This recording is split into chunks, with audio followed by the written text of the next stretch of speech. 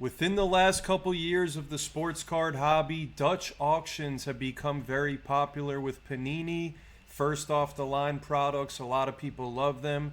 Now that Topps has the basketball license, it looks like they're going to be doing a similar format. They got product coming out, Topps Chrome first day issue, and it looks like it's the same thing as first off the line for Panini. And they're going to be doing a Dutch auction. I'm going to explain to you what a Dutch auction is, and then we're going to give you an example using this Topps Chrome basketball right here. And then I'm going to go over whether it's good or bad for you, the buyer, and the benefits and drawbacks of Dutch auctions in general. So Panini has been running these for a long time, a lot with basketball and football. Those are the most relevant ones that command super high prices. How it works is Panini, or let's say Topps, they take a product and they put some special cards in there. So they'll put one or two cards that you can't hit in any other SKU of the product. I'm talking hobby, I'm talking retail. This is only in first off the line or first day issue. And then they'll put it at a price on their website. Topps and Panini, only place to get them is on their website unless you want to buy it on the secondary. But this one is coming out tomorrow, December 4th at 9 a.m. Pacific. It has a special insert in it, a special card numbered to 12 or numbered to 8. You're going to get either or, but you're going to get two of those per box. I looked up some information over here, and you can see how it differs from regular boxes. You get two exclusive first day insert only base parallels to 12 or to 8, and you're going to get two of those. So that is something exclusive in there. So they take a price, which in this case it's $3,500 per box. And then the way that the Dutch auction works, every 5 minutes or 10 minutes, the price lowers by $50 or $100, whatever they set it to. So it goes down in price as time goes on, but the quantity remaining of the product also goes down. So that's pretty much how it works. Let's say they set aside 500 boxes.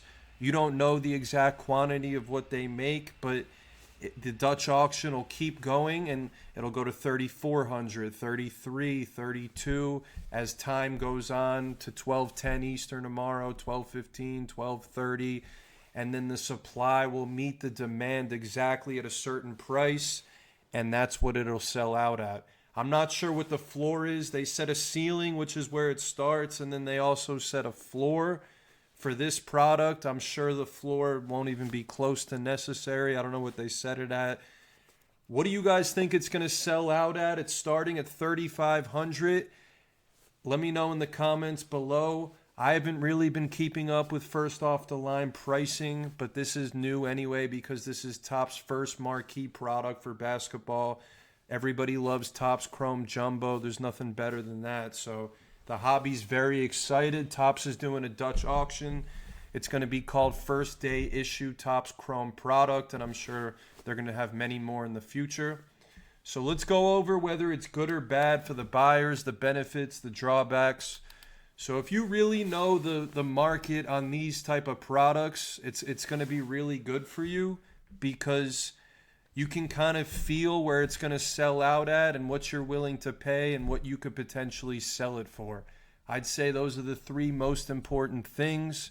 You got to know what you can move the product for.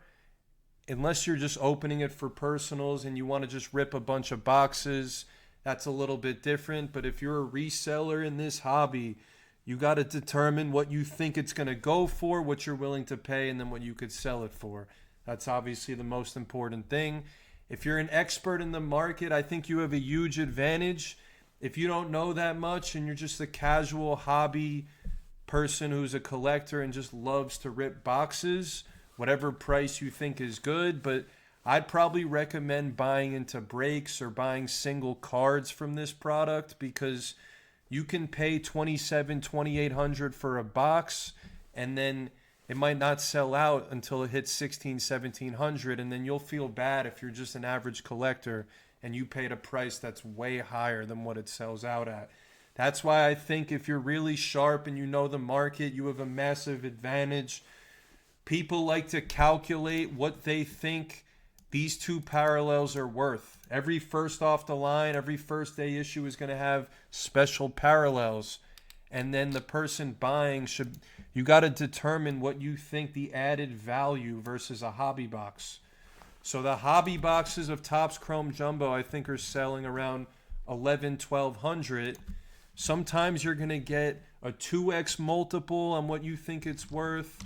Sometimes the first off the line premium might only be like 10% better than a regular hobby box. So if it's only 10% better, you're not going to want to pay much more of a premium. So the hobby boxes are going for around 1,000. They're starting this at 3,500 tomorrow. I don't know the market, but I'm just going to take a wild guess.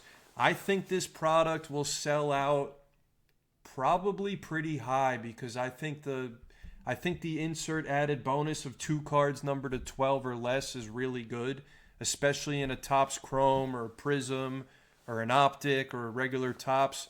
It's all about the low numbered cards. It's less, I mean, the autographs are definitely important, but 2 low numbered cards is a massive bonus. I'd probably say it's around 2x better.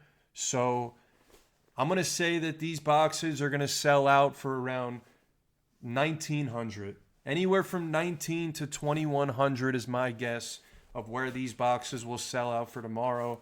I think there's a lot of hype around this product. I think the parallels are really good.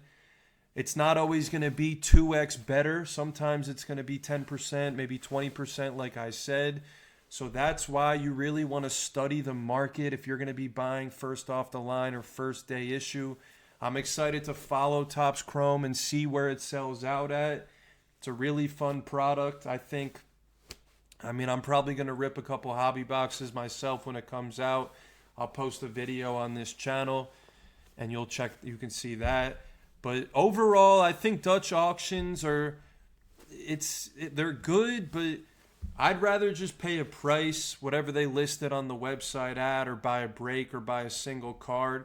I'm not really a participant in these Dutch auctions. I think it's more for sports card breakers and resellers, people that want to supply the end consumer with the product. I think people like that are buying it. I don't know how many retail people are buying it versus a jumbo box listed on Topps' website for $1,000.